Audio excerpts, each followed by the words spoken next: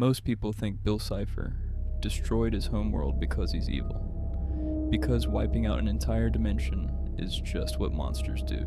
And on the surface, that explanation feels right. But the story of Uklitia doesn't read like a conquest. It reads like a mistake. Because when Bill talks about that day, he doesn't sound victorious. He sounds broken and terrified of remembering what actually happened. You're not wrong to say Bill caused the Euclidean Massacre. He did.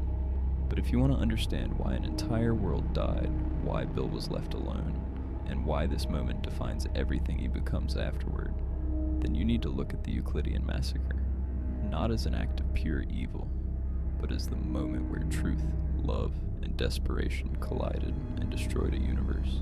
Before we start, there's one important thing to clarify. Parts of this video are not fully canon.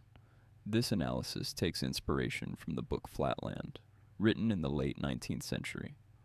While Flatland is not canon to Gravity Falls, it provides one of the most detailed and accurate descriptions of what living in a two-dimensional world would actually be like, the same kind of reality Bill Cipher comes from. Even Alex Hirsch has stated that Uklitia is similar to Flatland in its structure and limitations. I personally see this as a possible prequel for Bill's story, but it definitely isn't a canon one.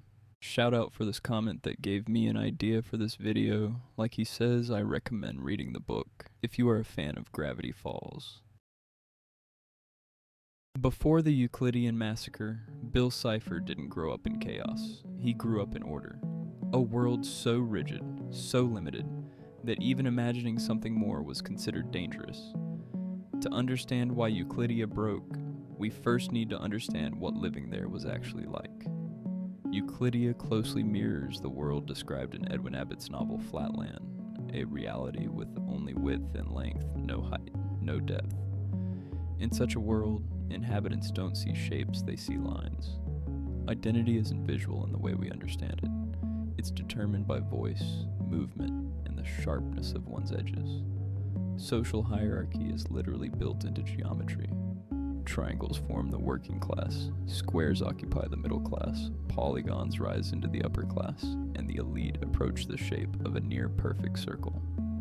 Your worth is decided at birth by form alone. Uklitia functions the same way. No growth, no transformation, no upward movement, because up doesn't exist.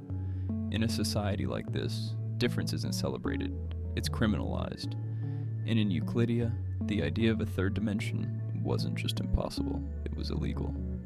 That's the world Bill Cipher was born into. A flat reality that punished curiosity and enforced hierarchy through geometry itself. The story of Flatland doesn't just resemble Bill Cipher's origin, it predicts it. A flat world, a forbidden dimension, one individual who sees more than everyone else and is punished for it. Because once you see the pattern, Bill's story stops looking random and starts looking inevitable. In Flatland, the main character encounters a higher dimensional being, a form that comes from above. This being reveals the third dimension and exposes how limited, rigid, and fragile the two-dimensional world truly is. The revelation is overwhelming, but transformative. The problem comes when the character tries to share this truth. He returns to his people and tells them there is more. That reality isn't flat, that everything they believe is incomplete. They don't listen.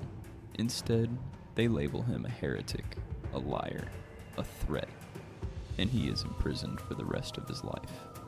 Now look at Bill Cipher. Bill didn't meet a higher being, he became different. Through a rare mutation in his eye, Bill could perceive the third dimension on his own. He could see up in a world where the concept didn't exist. Like the Flatland protagonist, Bill tried to explain what he saw. And like him, he wasn't believed. But Bill's story diverges at one crucial point. Instead of accepting isolation, Bill became desperate. If words didn't work, he would show them. In that desperation, the need to force understanding onto a world that couldn't process it, is what led to the Euclidean Massacre. Unlike Flatland's protagonist, Bill wasn't imprisoned. he was left alone.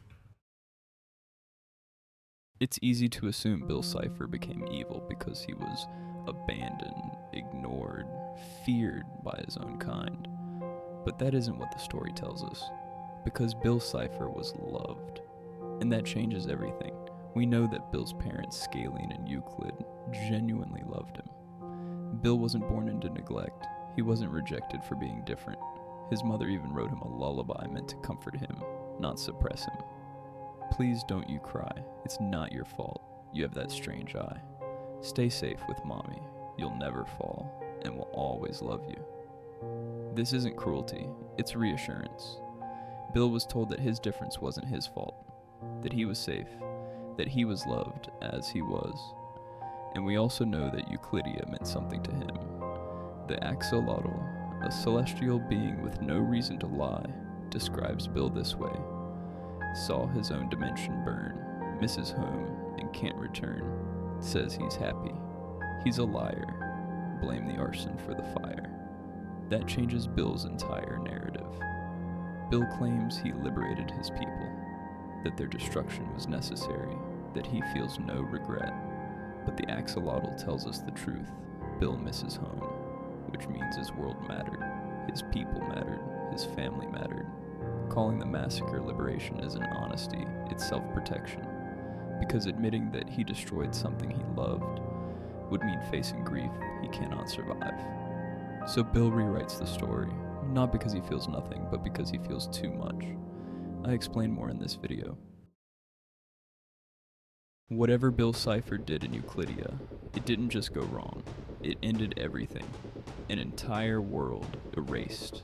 An entire population gone, leaving only one survivor, Bill himself. The event is known as the Euclidean Massacre, a catastrophic moment where Uklitia, Bill's homeworld, was completely destroyed, killing everyone who lived there. And the cause wasn't an outside force, it was Bill. Bill admits that he was trying to prove something, to show his people the third dimension, to make them understand that he was right. But whatever he attempted spiraled beyond his control. When Ford later asked Bill what destroyed his home, Bill doesn't joke, he doesn't taunt, he doesn't smile. He stares into space and answers in an uncharacteristically somber voice, by a monster. And when Bill remembers that day, his memory fractures. I came up with a plan to show everyone what they were missing. Their screams getting louder and louder as so much blood, so much mandibles, my hands, shaking as I realized I could never undo was the last one breathing, until there was no one left but me, covered in blood, alone in the universe. This isn't a villain reminiscing, this is trauma replaying itself. Bill's thoughts glitch, images overlap, words cut out mid-sentence. What's clear is this. Bill didn't just witness the destruction of his world. He caused it. He was alone, covered in blood, standing in the ruins of everything he once knew. Thanks for watching the video. Subscribe if you want to see more uploads like this in the future.